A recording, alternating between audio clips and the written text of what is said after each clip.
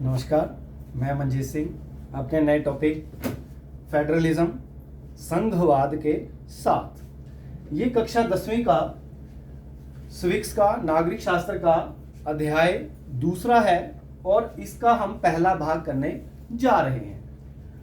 अब आपने पिछला पाठ पढ़ा था नागरिक शास्त्र का, जिसका नाम था, याद आ गया आपको? हाँ, पावर शेयरिंग, सत्ता का बंटवारा। वहां पे क्या देखा हमने कि किस प्रकार बेल्जियम में 1993 के संविधान जो संशोधन हुआ उसके तहत क्या हुआ कि जो सेंट्रल के पास सारी पावर्स थी वहां से कुछ पावर्स लेकर के स्टेट्स को दे दी गई, राज्यों में वो जो शक्ति थी बांट दी गई। और जो अगर हम बात करें संघवाद की, वो भी यही बात कहता है। संघवाद या फेडरलिज्म क्या बताता है कि लेवल्स ऑफ गवर्नमेंट होते हैं, यानी सरकार जो है अलग अलग स्तरों पर काम करती है। एक वो सरकार होती है जो पूरे देश के लिए कानून बनाती है, और कुछ शक्तियां राज्य सरकार को दे दी जाती है जो अपने अपने राज्यों के लिए कानून बनाती हैं।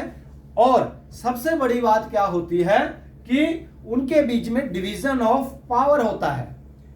आपने बेल्जियम में देखा कि 1993 के जो संविधान संशोधन हुआ उसके बाद राज्य से कुछ जो पावर्स थी, राज्यों केंद्र से पावर लेकर के राज्यों को दे दी गई, और राज्य जो थे वो केंद्र सरकार के सबऑर्डिनेट नहीं थे, अपने ढंग से वो अपना शासन कर रहे थे। तो भारत में भी हम देखेंगे कि किस प्रकार अलग अलग स्तरों पर यहां पर सरकार काम करती है, जैसे केंद्र सरकार और दूसरा राज्य सरकार, और उन दोनों के बीच में शक्तियों का विभाजन किया गया है कि राज्य सरकार किस विषय पर कानून बनाएगी या केंद्रीय सरकार किस विषय पर कानून बनाएगी। तो फेडरलिज्म आपको अगर कहें, आम शब्दों में कहें, सरल भाषा में कहें कि एक ऐसी व्यवस्था है जिसमें अलग अलग स्तरों पर सरकार काम करती है और उनके बीच में आपस में शक्तियों का विभाजन होता है। There are different levels of government and there is division of powers among them, कि शक्तियां जो है राज्य सरकार और केंद्रीय सरकार या जितनी भी वहां पे यूनिट्स हैं उनके बीच में बंटी हुई होती है शक्ति। अब एक चीज और जान लें कि फेडरलिज्म के बिल्कुल अपोजिट है यूनिटरी सिस्टम या unitary government. It is totally contrasted to the federalism. अगर हम बात करें, फेडरलिज्म की बात हमने कर ली, अब यूनिटरी सिस्टम क्या होता है? यूनिटरी सिस्टम या एकात्मक क्या है, जो एकता की बात करता है। फेडरलिज्म में भी एकता है, लेकिन यहां पे क्या है कि सारा कुछ जो है, पावर जो है, वो सारी की सारी जो शक्ति है वो केंद्र सरकार के पास होती है। हालांकि यूनिट्स का डिवीजन जो होता है यूनिटरी गवर्नमेंट में भी होता है।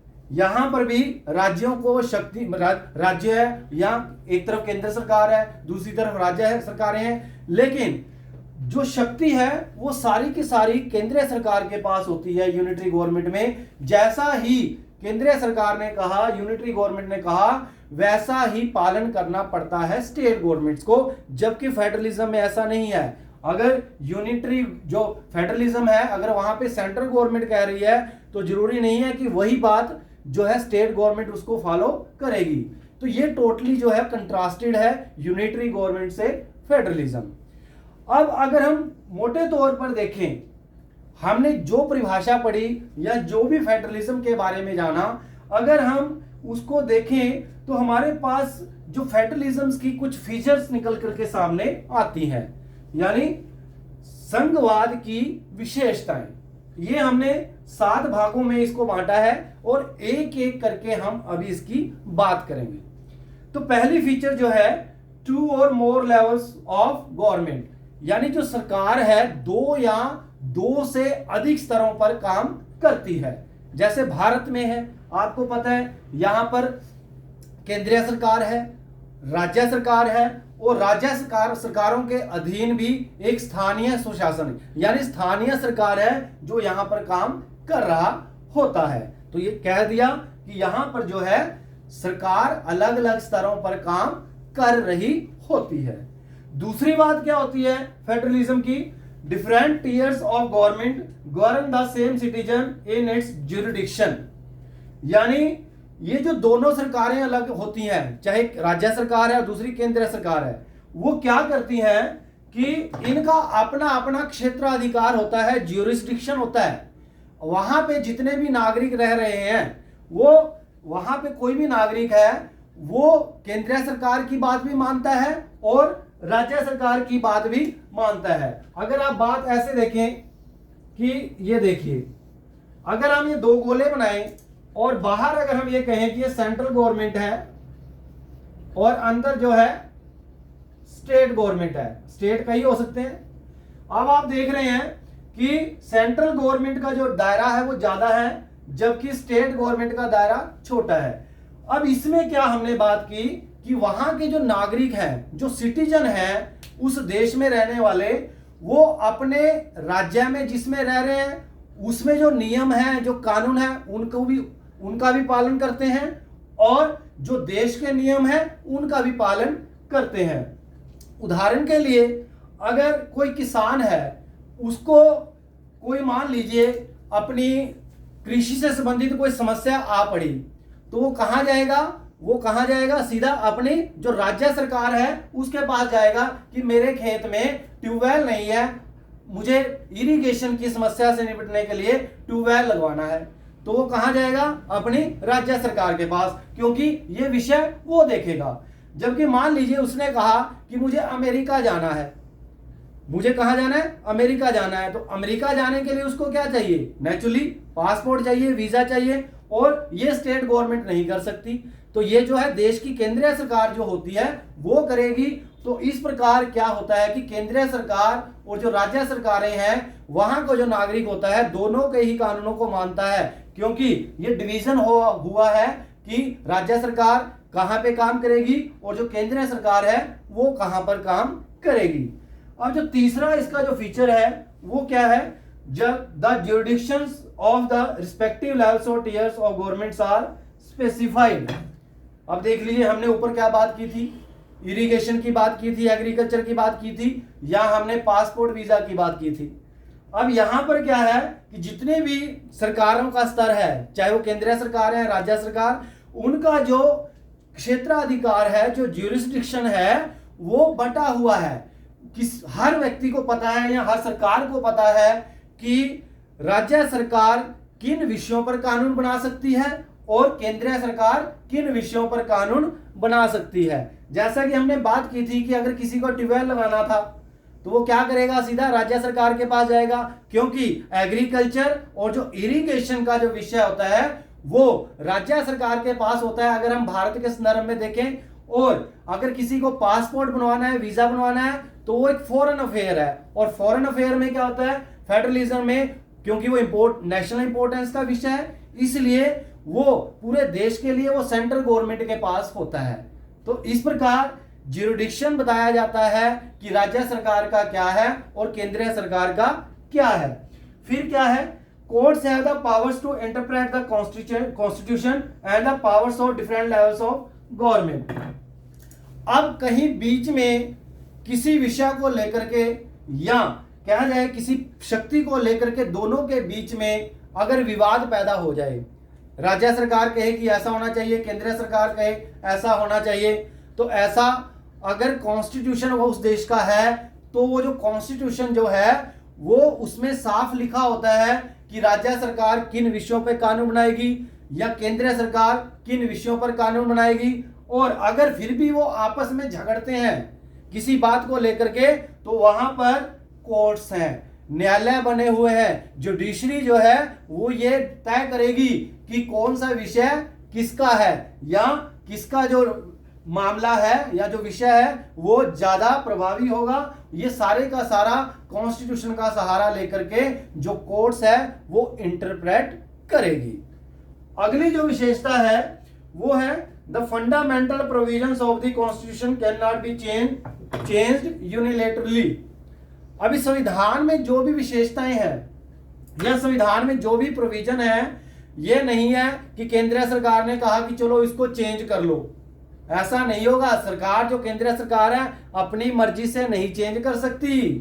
क्या होता है कि यहां पर जो संविधान संशोधन है, यानी संविधान में कुछ संशोधन करने की प्रक्रिया है। अगर हम भारत के संदर्भ में देखें, यहां पर धारा 368 है जो कॉन्स्टिट्यूशन में अमेंडमेंट की बात बताती है, संविधान में संशोधन कैसे करना है। अब ऐसे जब भी फेडरलिज्म से कोई भी रिलेटेड टॉपिक होता है, कोई भी मामला होता है, तो क्या होता है, केंद्रीय सरकार अपनी मर्जी से काम नहीं करेगी, यूनिलेटरी लेवल पे कुछ नहीं करेगी। क्या होता है कि ऐसे मामलों में 2/3 बहुमत से कोई कानून पास करना पड़ता है देश की केंद्रीय सरकार को, और उसके बाद पास होने के बाद वो जितने उस देश में राज्य होते हैं उसके आधे से एक अधिक राज्यों के द्वारा वो कानून पास होना चाहिए, वो प्रस्ताव पास होना चाहिए, तभी कोई वहां पर संशोधन या बदलाव संविधान में किया जा सकता है। जैसा कि भारत में है, भारत में कई प्रावधान या प्रोविजन ऐसे हैं संविधान के कि आप उसको सीधे रूप में नहीं बदल सकते।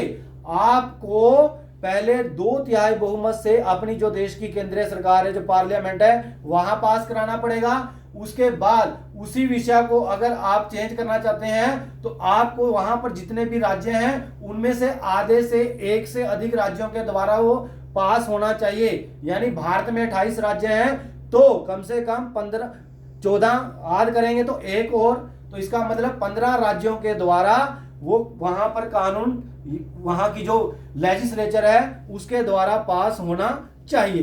तो अपनी मर्जी से केंद्रीय सरकार या राज्य सरकार कुछ नहीं कर सकती। इसके अतिरिक्त क्या है, जो नेक्स्ट विषय फीचर है, फाइनेंशियल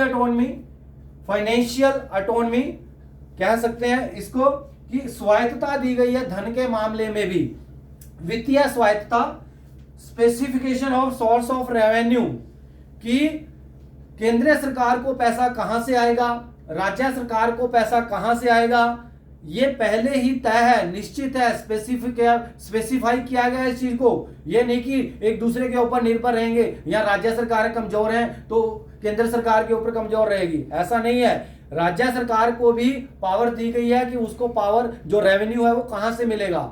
हाँ, हालांकि कई बार संकट आ जाता है, कहीं बाढ़ आ जाती है, कहीं कुछ और प्रॉब्लम आ जाती है, तो केंद्र सरकार की तरफ से उसको राहत जरूर मिलती है, लेकिन अपने जो रूटीन वाला काम है उसको चलाने के लिए उसको पहले से पता है कि उसके पास पैसा कहां से आ रहा है।